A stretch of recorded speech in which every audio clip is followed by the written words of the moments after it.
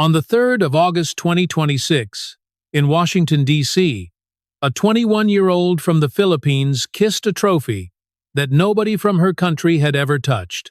Not a junior trophy, not a small one. Her first WTA Tour level title, won against the number 3 player in the world, on American soil, against an American, in front of a stadium buried in Philippine flags. Here is the number that should stop you. In the deciding set of that final, Alex Eala lost 8 points. 8. Total. 6 games to love. And by the time it was finished, she had taken the last 9 games of the match in a row from Jessica Pegula, one of the steadiest and hardest to break players on the entire tour. That is the story every highlight reel is running tonight. 2 minutes of celebration, a flag, a trophy lift, cut to credits. But there is something almost nobody is saying tonight. And once you know it, you cannot watch that trophy lift the same way again. 14 months ago, this exact same player stood in a final and held 4 championship points. 4. She needed one of them. She won none of them. She lost that match in a 3rd set tiebreak and walked off the court in Eastbourne with nothing. And for the next year that afternoon followed her everywhere. Into every press conference, into every preview, into every comment section, under every video about her. So here is the question this entire video is built around. How does a player who could not close 4 match points turn into a player who closes 9 straight games against the world number 3? Because those are not the same athlete. Something happened in between, and it is not what you are expecting. It is not a new coach. It is not a new forehand. It is not confidence, whatever people mean when they say that word. I want to be clear about what this is and what it is not. This is not a recap. You already know the score, 4-6, 6-4, 6-0. You already saw the flags. This is the story of how a country with no tennis history at all, no pipeline, no champions, nobody in the WTA Top 100 ever, produced a tour champion in roughly 500 days, and why the rain in Washington may have been the luckiest thing that ever happened to Alex Eala. To understand any of that, we have to go back a lot further than last summer. If you are new to Alex Eala, here is the part that actually matters. She did not come from a tennis country.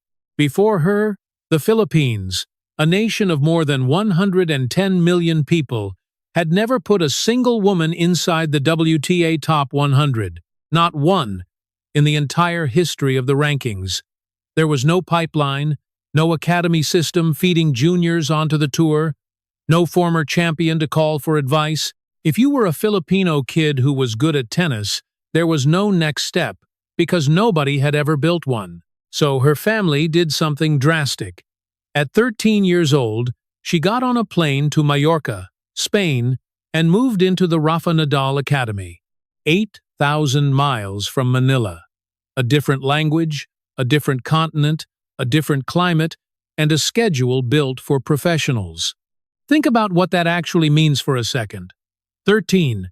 Most kids that age are worried about who they sit with at lunch. She was living in a dorm on an island in the Mediterranean, hitting 6 days a week, video calling her mother across a 7-hour time difference, and being told that the entire point of this was to reach a place no person from her country had ever reached. And for a long stretch, it looked like it might not work. Here is the reality check that gets skipped in every feel-good version of this story.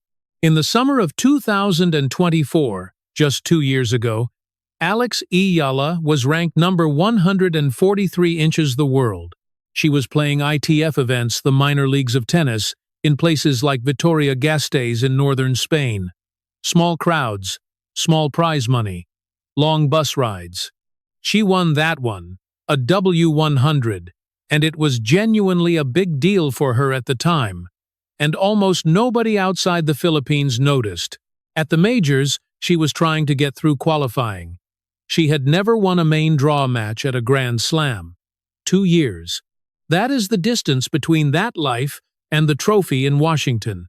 Now, the talent was always there, and I want to be fair about that. She won the US Open Junior Girls title in 2022, which is not a small thing. That is the tournament that has launched real careers. But junior titles are a currency that expires fast. Tennis is full of junior champions who never won a tour match. The graveyard is enormous. Being the best 17-year-old in the world and being the 143rd best adult are two completely different jobs, and the second one is the only one that pays. What made her different was not the ceiling. It was what she did with the pressure underneath it. Because every single time she stepped on a court, she was not just playing for herself. She was the only one. An entire country of 110 million people, discovering for the first time in their lives what it feels like to have someone in the draw. That kind of attention lifts you and it crushes you, usually in the same week. Filipino fans started showing up in numbers at tournaments on 4 continents, waving flags at first-round matches on outside courts at 8 in the morning. Beautiful. And also, a weight nobody trains you to carry at 19 years old. And if you know that feeling, being the first person in your family or your community to try something with nobody ahead of you to follow, then this story is already yours too, and I would love to hear it. Drop a comment and tell me where you are watching from. Because I read them, and the Filipino part of this audience has been showing up for her the same way those crowds do. If you want the full picture of what she just did, stay with me, because the next part is the part that hurts. By early 2025, everything started to break her way. The ranking climbed, the wins got bigger, the story looked like it was writing itself. Then 2025 handed her 2 moments that would define what the entire tennis world believed about Alex Eala for the next 14 months. Neither one of them was a win. March 2025. Miami. A wild card ranked outside the top 100 walks into a WTA 1000 draw, which is the tier just below a Grand Slam, and starts taking people apart. She beats Jelena Ostapenko, a French Open champion. Then she beats Madison Keys, the number 5 player in the world, who had just won the Australian Open 6 weeks earlier. Then she beats Iga Swiatek, the number 2 player on the planet, 5-time Grand Slam champion. Back-to-back top 10 wins. From a teenager nobody had scouted. In her first real week of exposure, the clips went everywhere. Overnight, she became the first player from the Philippines to reach the semi-final of a WTA 1000 event, and the first to crack the world top 100 at all. And in that semi-final she ran into Jessica Pegula. 3 sets. Gone. Remember that name, because it comes back. Now here is the thing about a run like Miami. It is a gift and it is a trap. The gift is that the entire sport learns your name in 9 days. The trap is that from that moment forward, every single result gets measured against the best week of your life. She was not an unknown anymore. She was a talent with a number attached to her, and the number said she should be winning things. Which brings us to June 2025. Eastbourne, England.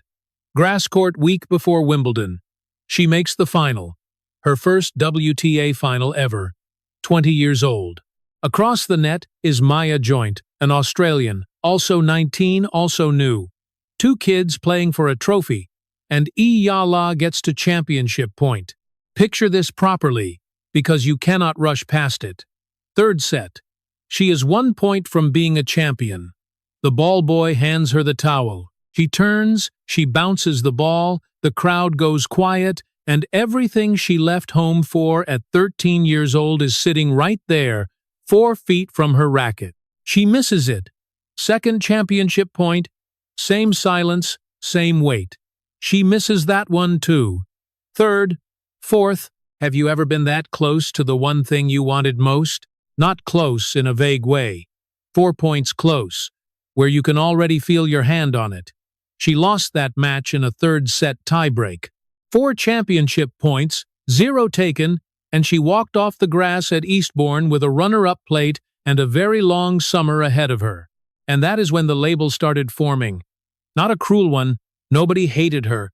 It was worse than that, it was sympathetic. Analysts started using the phrase giant killer, and if you know tennis, you know that phrase is a compliment wearing a knife. A giant killer is someone who beats the best players in the world on Tuesday and is not there on Sunday. A giant killer is exciting. A giant killer is also, quietly, someone the sport has decided is not a champion. She could beat anybody. She could not close anybody. And 2026 did not fix it. 2026 made it louder. She started the year at number 32 inches the world, which is over 100 places higher than the same week the year before, so the trajectory was real. She went to Indian Wells, made the round of 16. Good. Then Miami, the site of the miracle, and she made the round of 16 again, and there she met Karolina Muchova. 60 minutes. That is how long it took. 6-0. 6-2. A professional dismantling in front of the same crowd that had chanted her name 12 months earlier. And because the points from that magical 2025 semi-final expired that exact week, her ranking did not just stall, it fell. All the way back to 45. Then came the clay. May was a grind, match after match where she competed hard and came up short, and the spring quietly disappeared. So how many times can a player be told she is the future before she starts to wonder if the future has a deadline? And then, just when the story looked like it was flattening out completely, she went to Wimbledon and did it again. She beat Maya Joint, the same player from Eastbourne, and then she beat Iga Swiatek, the defending champion. On center court real estate, in front of the whole sport, she took out the woman holding the trophy and made the fourth round the best Grand Slam result of her life and climbed to a career high of 28 inches the world. And then she lost to Jasmine Paolini, and it was over, and the exact same conversation started up again. Do you see the shape of it now? That is the whole problem in one sentence. Every single time Alex Eala reached the moment where careers actually turn, the moment where you have to take the last step and put your hand on the trophy, something stopped her. Miami, stopped by Pegula. Eastbourne, 4 points. Wimbledon, 1 round short. 11 WTA Tour Finals appearances between every player in Philippine history, and the count of titles was still sitting at 0 because the count had always been 0 because there had never even been anyone there to try. By the summer of 2026, the label had hardened into fact. Alex Eala could beat anyone in the world on a Tuesday and lose the trophy on a Sunday. And then it started raining in Washington. Sunday in Washington was a disaster before a single ball was struck. The forecast turned. The players warmed up and waited. 3 hours went by before they were even allowed onto the court. 3 hours of stretching, sitting, stretching again, in a stadium full of people who had bought tickets to watch history and were now watching tarps.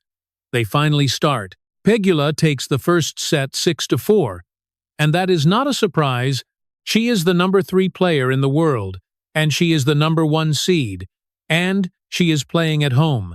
Second set, Eala gets it to 2-1, and the sky opens up again, suspended, and then 5 more hours. 5. The pair sat in that building through the afternoon and into the evening before officials finally admitted defeat and called it for the day. So Alex Eala went to bed on Sunday night, losing. Sit with that for a second, because this is the part that makes the whole thing work. She did not go to bed nervous. She went to bed behind. 1 set down, in the biggest final of her life, against the exact opponent who had ended her Miami dream, in the exact situation that had haunted her for 14 months. A final, a trophy in the room, her hands on the wheel, and now she had to carry that overnight. 12 hours of hotel room, 12 hours of a phone she probably should not have looked at, 12 hours to think about Eastbourne. Her own description of the whole thing afterward was almost funny. She said she thinks she warmed up 1,000 times. Now here is where I have to stop and tell you what I actually think happened. Because the obvious read is that she overcame the rain delay, that the interruption was an obstacle, and she was tough enough to beat it. I think that is backwards. I think the rain delay is the reason she won. Follow me here. What had been beating Alex Eala for 14 months was never her forehand, and it was never her fitness. It was momentum, the wrong kind. In Eastbourne, she got to championship point and the moment accelerated. Everything sped up. 4 points went by, and she never got to stop and reset. Because tennis does not let you. There are no timeouts in tennis. Once a final starts sliding, it slides in real time, and you are on the ride. The rain took the ride away. That storm did something no coach, no sports psychologist, and no amount of practice could do. It reached into the middle of a tennis match and hit pause on the pressure. It broke the match into two separate objects. Sunday, which was bad, and Monday, which had not happened yet. She did not have to hold on through a slide.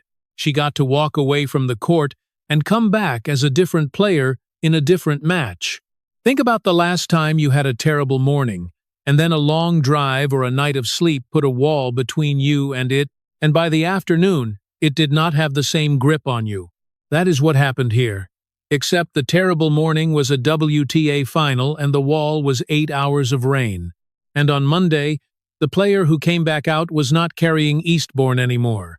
Watch what she does on the resumption. Pegula serves first, and she is nervous. Visibly, she scraps her way to holding for 2-2. And from that point on, she cannot touch Eala's serve. Not once. Eala holds, and holds, and holds. And in the 10th game, she breaks Pegula and takes the set. 6-4, 4-6. 1 set each. A brand new match. And the crowd, in an American capital city, watching an American in the final, is roaring for the Filipina because the stands are covered in Philippine flags and they have been all week. And then the third set happens. Game, game, game, game, game, game. 6 games to love, 8 points lost in the entire set. 9 consecutive games from 4-3 down in the second, against a player whose entire reputation is built on never giving you free games, never breaking down, never letting a match run away. Jessica Pegula does not get bageled.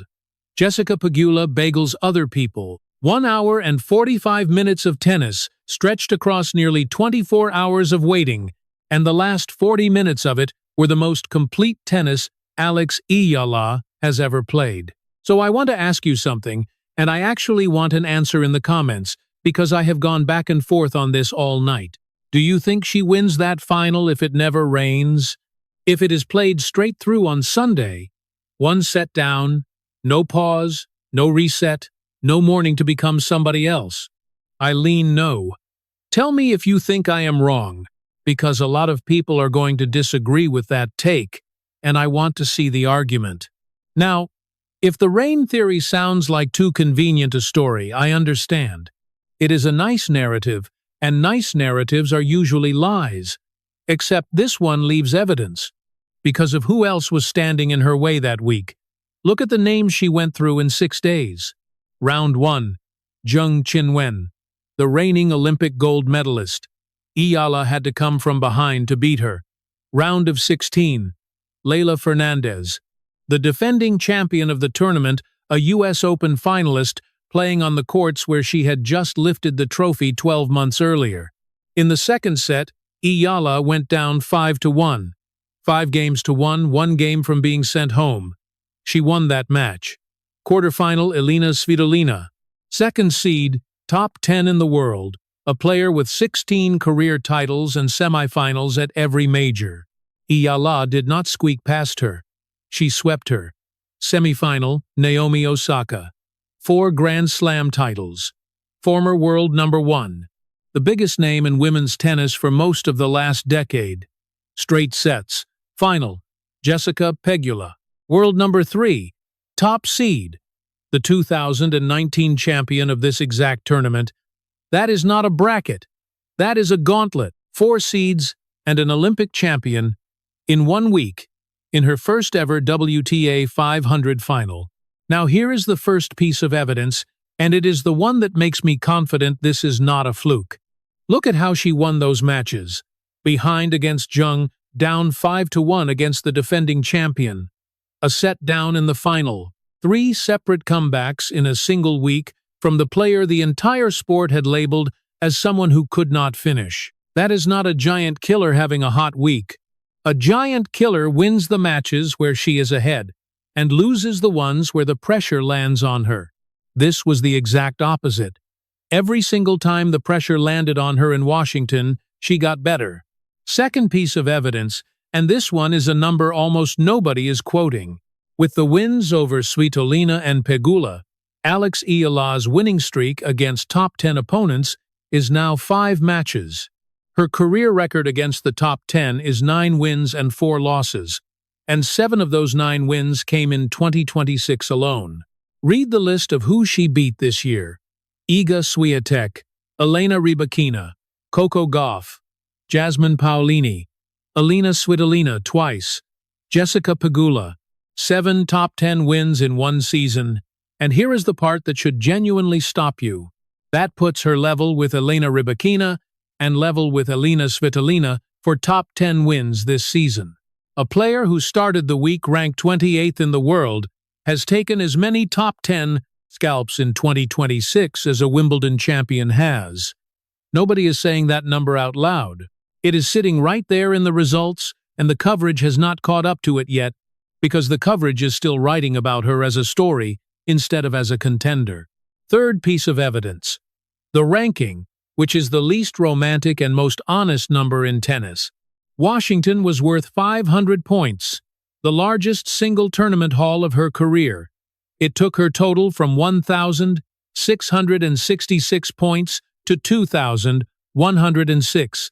She jumped 8 places, from number 28 to number 20 inches the world. Career high.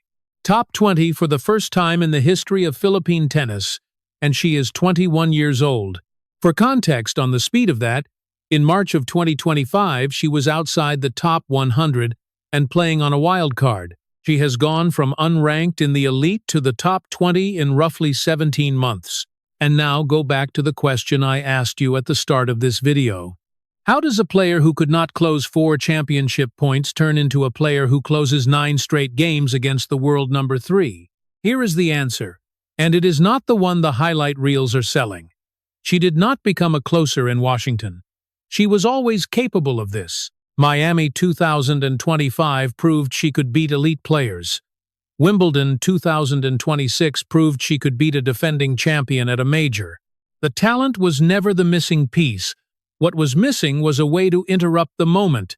Every time she got to the edge of a trophy, the moment picked up speed and carried her past it, and she had no mechanism to stop the clock and reset. Eastbourne is the perfect example. 4 championship points, all 4 inside about 3 minutes, no pause, no exit ramp. In Washington, the sky gave her the exit ramp. And the reason I believe this is not just a nice story is what she said about it afterward. She was asked about the chaos of those 24 hours, and she pointed out that rain delays have happened to her a lot in her life.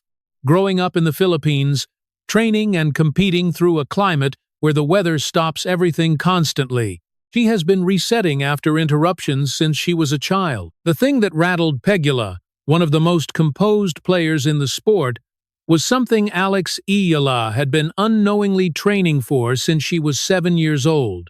The storm that stopped that final was the most familiar thing on that court. So that is the trophy explained.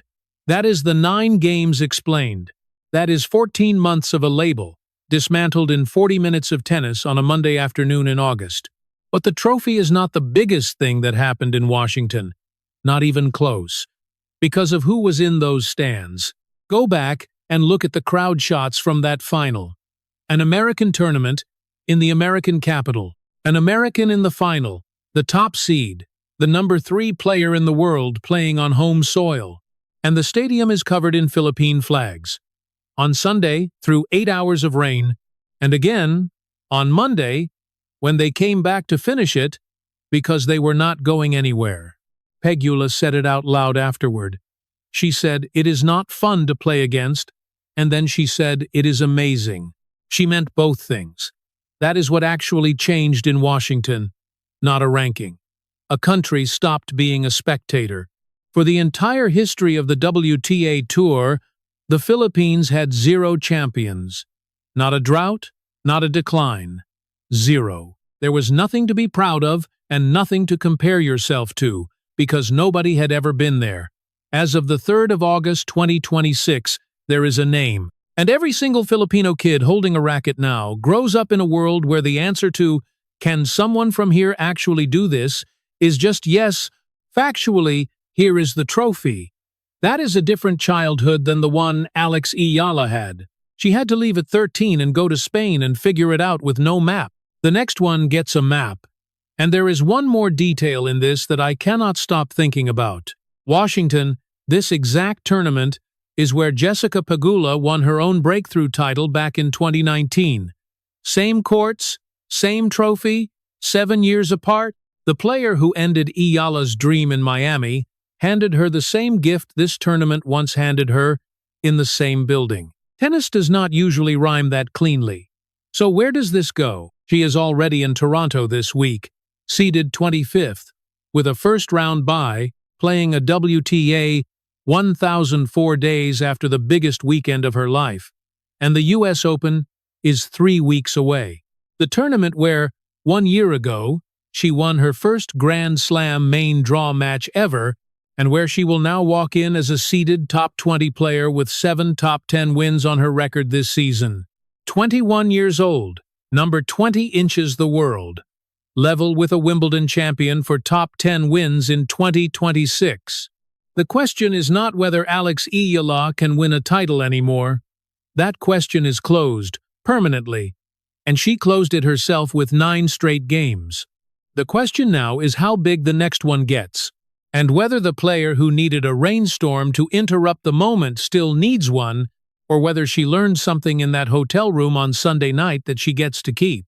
We are covering every round of Toronto and every round of the US Open on this channel, and when she walks out for that first match in New York, I want to be watching it with you.